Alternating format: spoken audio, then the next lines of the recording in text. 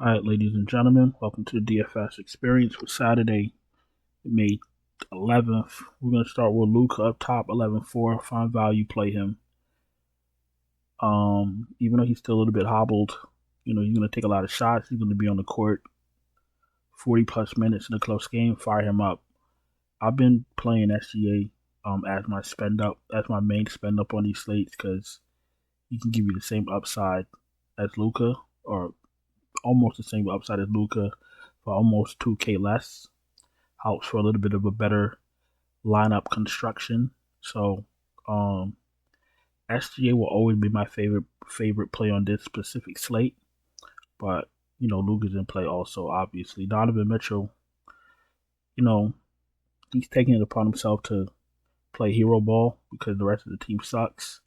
Finally had some help from Evan Mobley, some real help. As long as these games are going to be close and competitive, Donovan Mitchell's going to be a top play. Kyrie Irving's an okay play. Hasn't been playing well, hasn't been hitting his shots, but he's due. We all know he's due. So, make a lineup, throw him in one or two, and just hope for the best. Jalen Williams is in play. If OKC is going to be successful, Jalen Williams has to have a good game. SGA can't do it by himself. And, the rotations of OKC is a little bit troublesome because you don't know who's going to do what each night. You could trust SGA, you could trust Jalen Williams, Chet to an extent, and then the rest of the team are just rotating pieces. Fire up Jalen Williams at 7,400. Derek White's absolutely in play. Derek White's been playing well all season long. Taking a little bit of the usage away from Tatum and Brown. And it's funny because Stephen A. Smith went on a whole tirade about what's going on with Tatum. Yet Tatum hasn't been playing up to his usual self. We all know that, but he failed to acknowledge Derek White playing a lot better, having a lot more usage. And I always say that these guys don't watch the games. It's not even about watching the games. You don't got to watch every game, but have an idea about what's going on before you sit up on national TV and act like you're better than the sport. And I don't watch the shows. Sometimes I catch clips. I catch clips on Instagram or something. I'm like, yo, these guys just get worse and worse. Yes, fool. Jason Tatum's numbers will look a little bit down if Derek White's been playing a lot better. Derek White had an off night. Fire up Derek White. He's highly reliable. We all know that. 6.6K. Garland. I don't trust Garland, but sometimes he's necessary at 6.1K. Point guard going to play over 30 minutes. He didn't take a lot of shots last game. They blew him out. They didn't need it. He's giving you about 30 fantasy points a night, which is about 5 times value. 2-game slate, not the end of the world. Drew Holiday doesn't shoot a lot either, 5.6K. I'm not really interested in Drew Holiday. His ceiling is very low. He'll give you 25 fantasy points, but I'd rather take my shot on Garland and hope that Garland hits 6, 7, 8 threes. I don't want none of Josh Giddey. I don't care what Josh Giddey does from here on out. I don't care if Josh Giddey goes out tomorrow and gives me 100 fantasy points. I'm never playing Josh Giddey again in my life. I don't know what his deal is. I don't know what the relationship is with his coach. I've been crying about Josh Giddey all season long, about his minutes and his rotations, and you know what? It's time to stop crying. Josh Giddey's a full fade for me. If you want to play Josh Giddey, you can play him.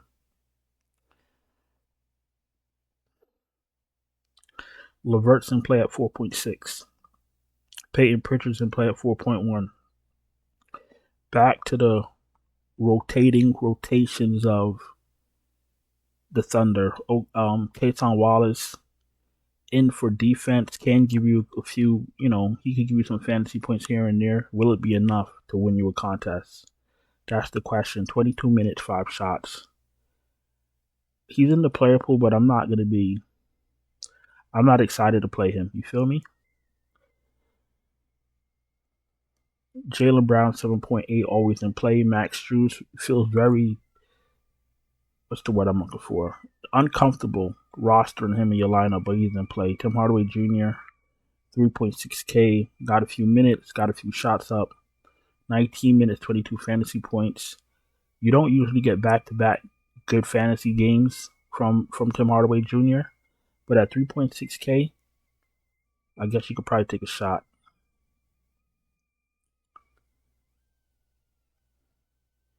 Sam Hauser, I'm not gonna do it to myself.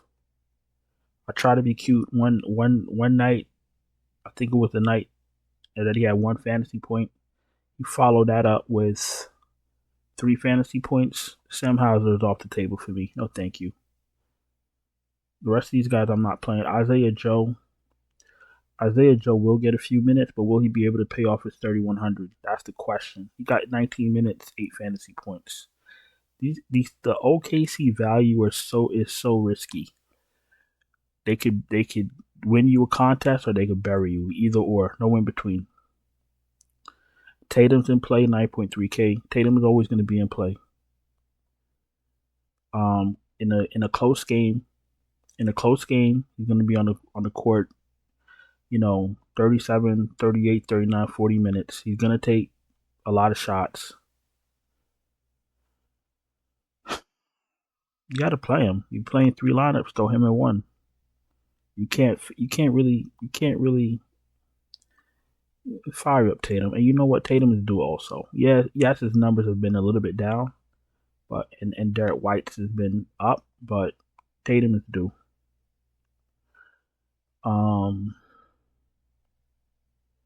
Lou Dort 4.7 in play. Derrick Jones 4.4 in play. Okoro's in play at 4K. Aaron Wiggins seems to be like the guy that's going to score off the bench. 3.6K. What am I talking about? 3.9. He's taking 7 shots the first game, 6 shots the next, playing 20 minutes. You're not going to get what you got from game 1 again, the 29 fantasy points. That was absolutely an outlier. Not saying he can't do it, but that's not going to happen. If Aaron Wiggins is my last man in, fine, but I still wouldn't feel too comfortable about it, to be honest with you. The value on this slate is different from the value on the New York slate. Okay, you know what you're getting. You know what I'm saying? The value on this slate, you do not know what you're getting. That's the issue with this slate. All right, if you're new here, welcome. Appreciate you taking the time to watch my video. If you're not subscribed, please subscribe. Hit the bell, thumbs up the video. If you're struggling to cash, you need help, you want me to send you my finalized optimal lineups, no problem. Check out the Patreon, linked in the description. We do MLB, NBA, obviously, PGA, MMA, whatever it is, we're doing it. We have different tiers. So, and the Patreon is free to join. You can join the Patreon and see which tier fits your needs. Then you can just cross over to the dark side. We also have super chats open, and we do have channel memberships open. And the channel memberships also give you lineups. Just make sure you read the details. All right, let's go to power forward and let's wrap this up. It's only a 2-game slate, and it's the weekend. I'm not going to take up all your time. Mobley, Mr. Mobley. Mobley finally decided to be an NBA player. Now, I don't know if he's feeling better or if somebody told him he needed to be more aggressive. This would be the time I would want to play him. But if Jared Allen comes back, that might derail things a little bit. I think he's due for a bigger game. If he's feeling better and that's what it is, then he's due for a bigger game at 7.6K. This is the spot where I want him. Fire him up.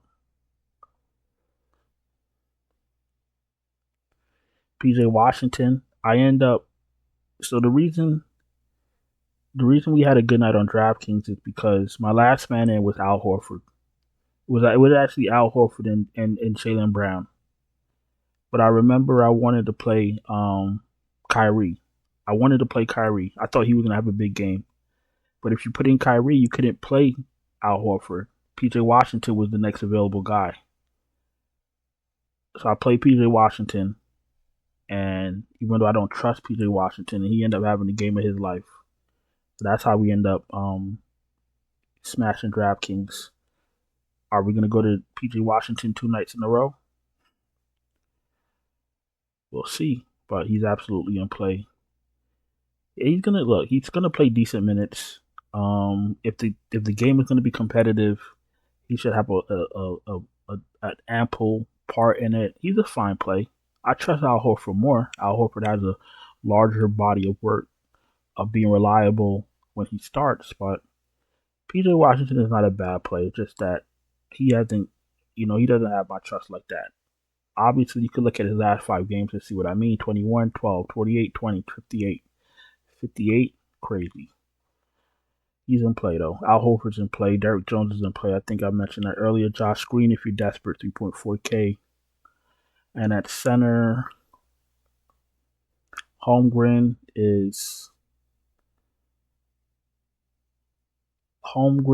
seems to be okay in this matchup. I don't have a problem playing 7K for him. Chet's in play. He should have a better game also. Chet's in play. We'll see what's going on with Jared Allen. We need him to be 100% with the injury that he has, because a few days ago he couldn't even lift his arms without pain, so that's a problem. Daniel Gafford seems to be doing well in this match, also 5.3. I don't think I'm going to play lively if Gafford's going to be doing well in this matchup. Gafford